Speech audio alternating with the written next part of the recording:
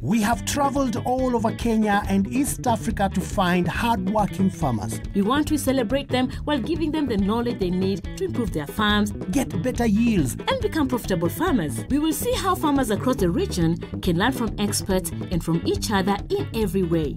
Join us and our experts on this journey and share their families' experiences as they make these changes. Karibu to the Shamba Shape-Up Safari.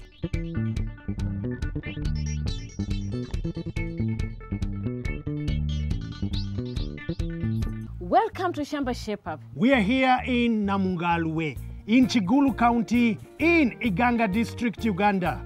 Agriculture in Uganda is not often seen as an option for many young people. But you're about to meet a very hard-working young couple who not only divide their work in the classroom, but also in the Shamba as well. Here, we meet Peter Kifuse, his wife Mary, and their 2 children. Peter and his wife are farmers, but they also teach in the local school. We need to understand why they farm and go to teach in school. It seems like a lot of work. We pitched the tent and then went to find the family to hear more. Mary and Peter, thank you so much for inviting us to your lovely home. Welcome. So now, what are you growing here? We grow maize, beans, Yes.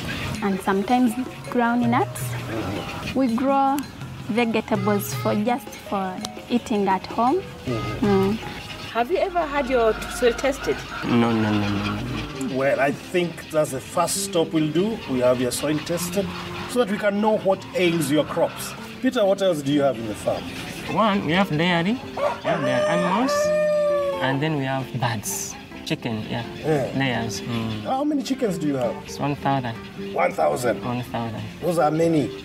Not really, because our target, Yes. in case we had the capacity, we Yes. could look up the tune of like 3,000. 3,000 is your target. Yeah. How are your chickens doing? Okay, fairly well, only that there are so many challenges. It's like we lack that kind of technical knowledge. Because of some bacterial infections. There are times there are challenges of market, customers. How is the egg production? Actually, it's like as a farmer, I would expect obviously to realize 100% kind of production, but we are not yet there. It's like sometimes we strike 70%, 60, 70, at most 75%. Yeah. We have other experts who come in and have a look at some of the things that we've mentioned about and see how we can help you to make sure that you are shaped up. Having your soil in your Shamba tested is very important because it helps you to know what type of fertilizer to apply and how much you should use and what crops you should grow. Because the soil test is so important, we have asked the experts from Soil Cares to help do this one before we do anything else in the Shamba. To collect a good sample, you'll need a soil auger or a panga.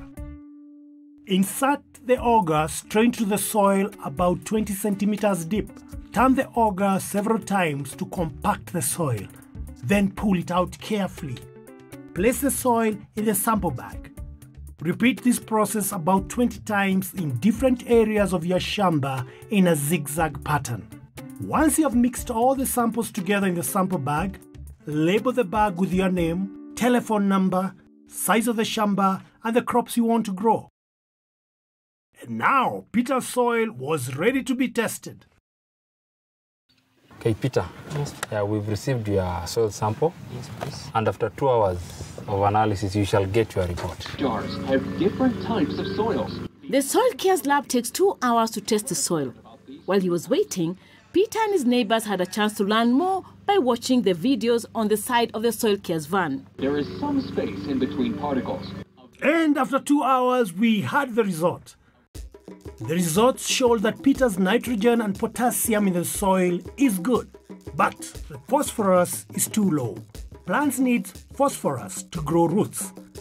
To correct this problem, Peter needs to use NPK 0460, which has high phosphorus and no extra nitrogen or potassium.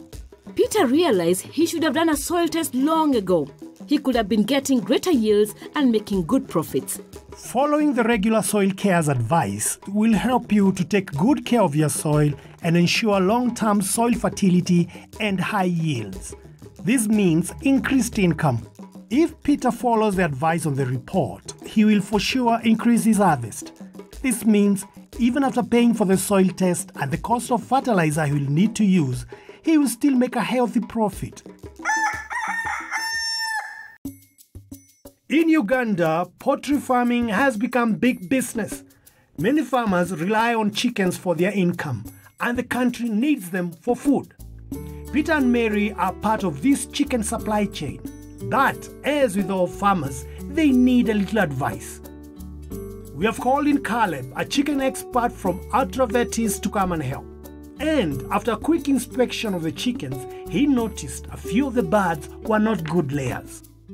Peter might not be making maximum profits because he is keeping some birds who are not good layers.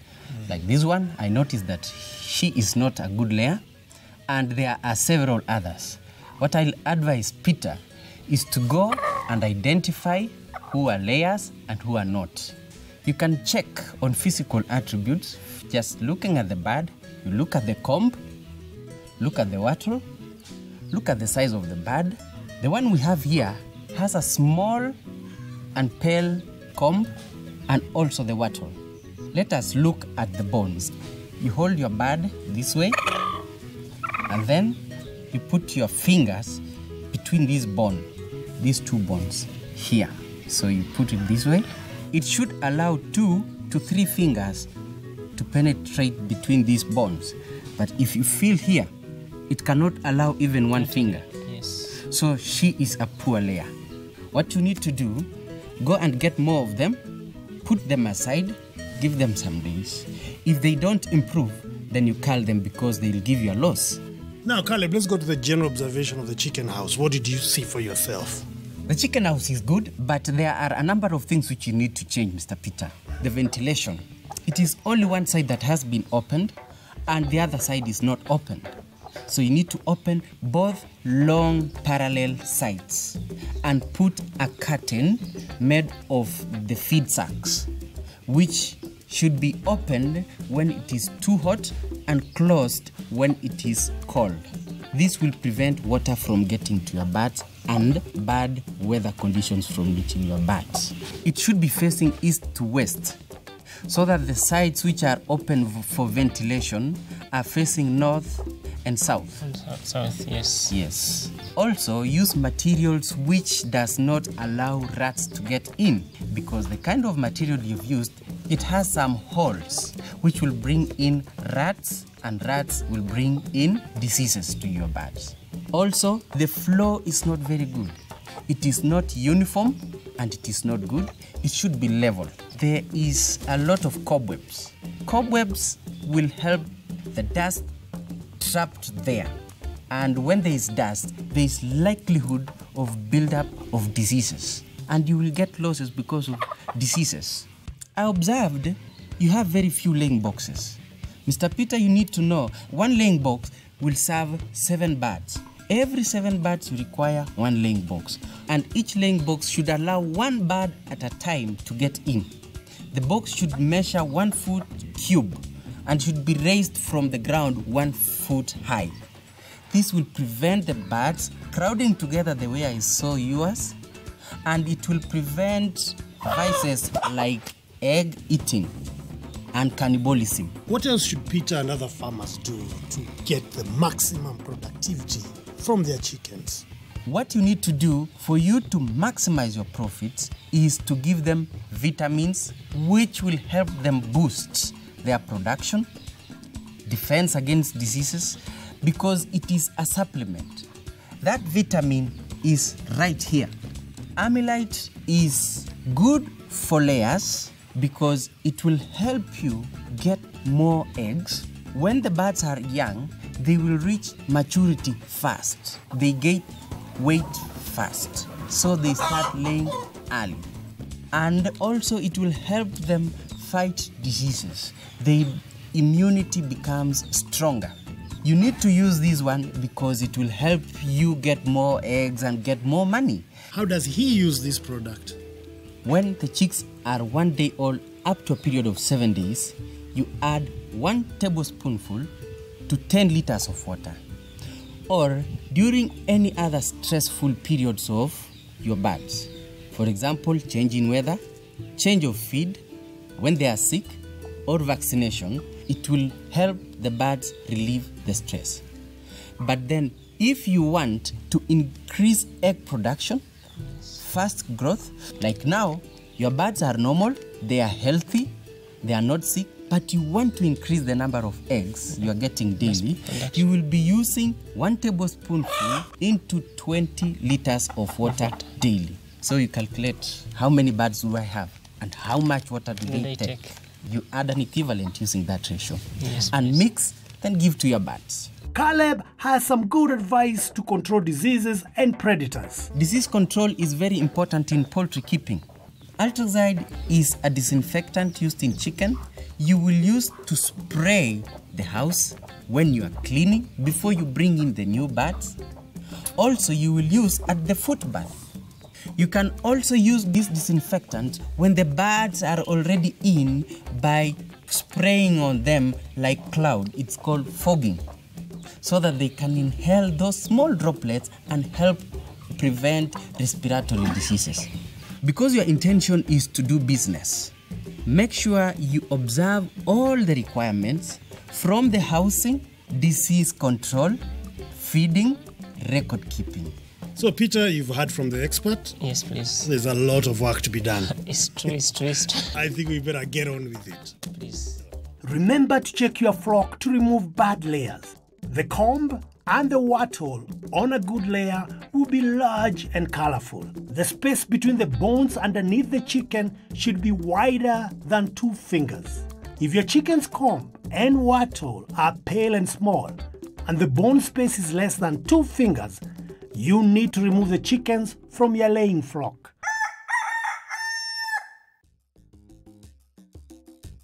While Tony was busy with the chickens, I decided to check on Mary's kitchen. Nutrition is very important to keep the family growing strong and healthy. Giving your family the best nutrition starts in the market when you choose the foods to buy and goes all the way to preparing and cooking the food at home. A very good way to keep the nutrients in the vegetables as you cook is by steaming. This is a method Mary had never tried before. Steaming keeps all the nutrients in the vegetables and also keeps the taste and color nice and strong. To steam sweet potatoes, peel the sweet potatoes and clean them nicely. Use banana leaf stalks to make a layer in the pot to hold the potatoes. Wrap the sweet potatoes in banana leaves inside the pot. Cover the potatoes with banana leaves and add hot water to the pot. Place the pot on the stove and steam until the potatoes are tender. Start on the dodo or amaranth. Rinse the vegetables in clean water. Then slice them into even pieces. Dip the vegetables in boiling water for 1 minute to soften them. Heat some oil in a pot. Add onions, capsicum, and tomatoes and stir fry for 2 minutes. Then, add the vegetables and fry for 2 to 3 minutes until tender. And dinner is ready to be served. This meal gives the family lots of vitamins, minerals, and energy. The only thing missing is some protein from eggs or milk. Coming up, will we be able to fix his cow situation?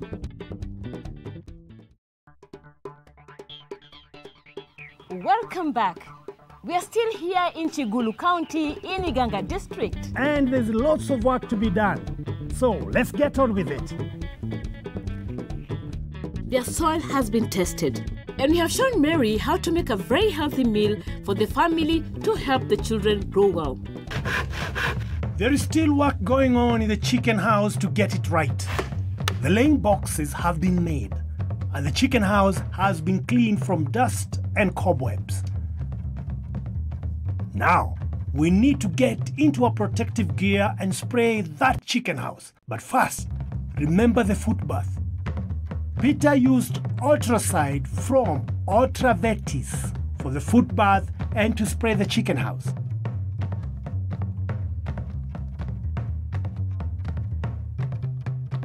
Once the chicken house is clean and has everything in place to stop diseases, it's time to give the chickens a boost with the Amylite. Amylite is a mixture of vitamins and amino acids which will keep the chickens strong and healthy. They seem to like their new water a lot.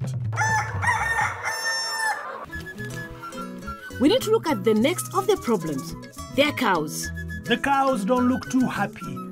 I need Peter to tell me more about them. What are you keeping these cows for? They are here actually as a business, I would say. Purely for milk production. Milk. Milk production. You know, it's like being near a trading center. The demand for milk is quite high. So Peter, tell me, what challenges are you facing with your cows? The biggest of all, challenges of feeds. What do you feed your cows? We feed them on napier, and then too, we supplement with legumes. We also give them dairy meal. Yes. But now the challenge is that, you know, being that we get this napier from out, you know, you could easily bring it alongside the ticks. So how often do you spray them? We usually do it every weekend.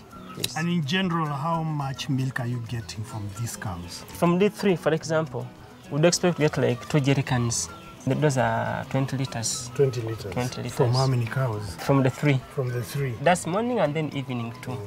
Now, Peter, I think now you need an expert. Indeed. And we are going to get you an expert. We have asked an expert from Coopers to give us some tips on improving the cows so that Peter can supply his market with milk.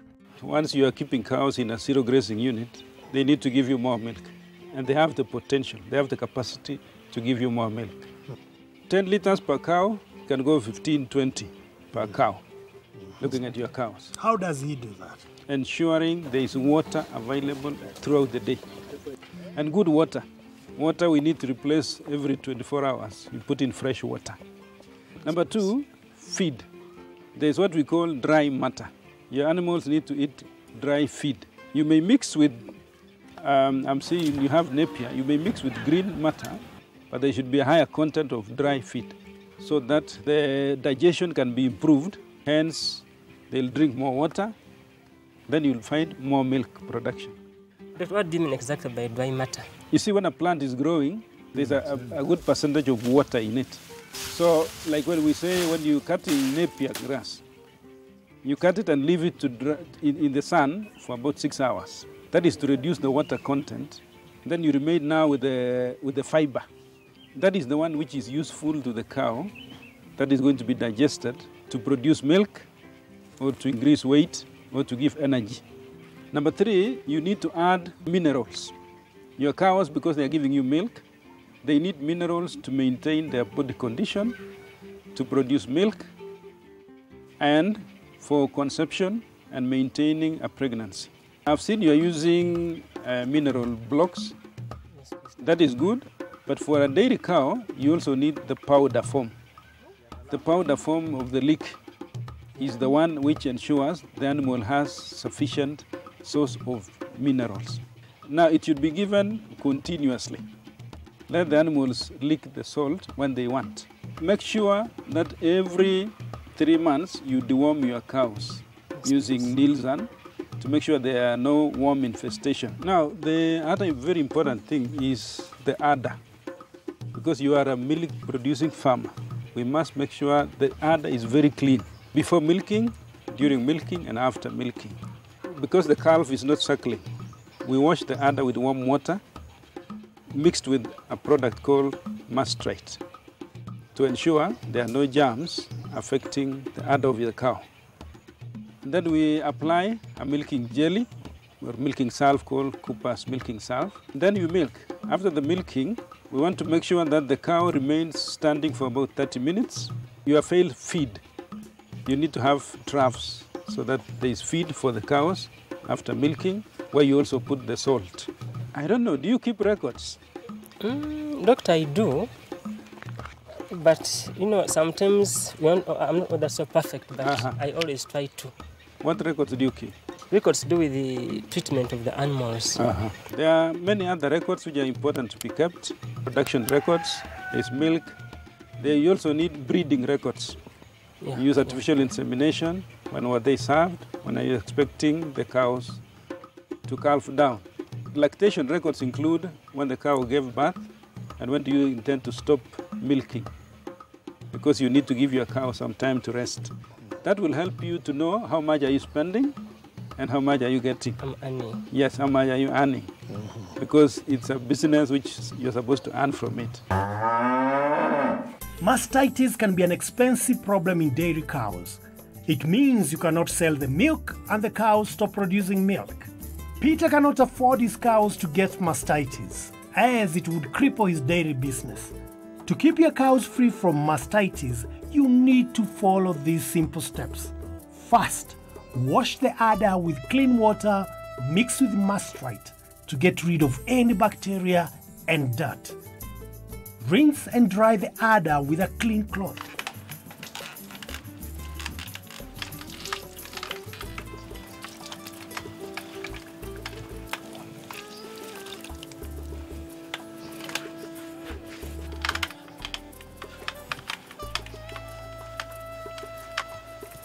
You can use the leftover mastrite to clean the floor in the milking parlor to get rid of any bacteria hiding there. Using a jar or cup, mix mastrite with clean water according to the instructions on the bottle. Dip each tit in the mastrite mixture.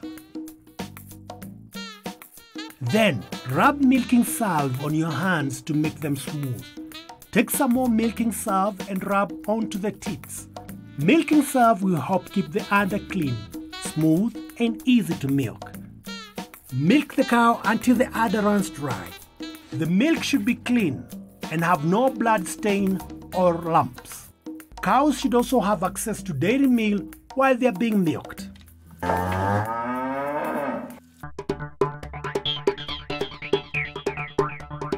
We have worked so hard on this Shamba. We've done a soil test, got advice on the right fertilizers to use, and had a look at the chickens. We've also shaped up the cows and gave Mary some tips on cooking to keep her family healthy. Peter has managed to sell hundreds of eggs today to a new customer, so it seems our work here is done. So it's time to bid this young, hard-working couple goodbye. Peter and Mary, we've come to the end of our visit here in your Shamba. How did you find the Shamba shape up? As a family, as farmers, we do promise to obviously shape our farms up to the best of it all. How about you, Mary? We've learned a lot from you, and we promise that we shall keep up with that. Well, it's been another great show. And we'll see you next time, right here on Shamba Shape Up. Shamba Shape Up is online. To learn more about today's topics or to watch any of our previous episodes, visit shambashapeup.com, select the episode and click play. You could also visit our Facebook page, Shamba Shape Up, to get more information, get involved in discussions, and also get a chance to enter some of our great competition to win great prizes. You can also find us on Twitter @Shamba Shape Up.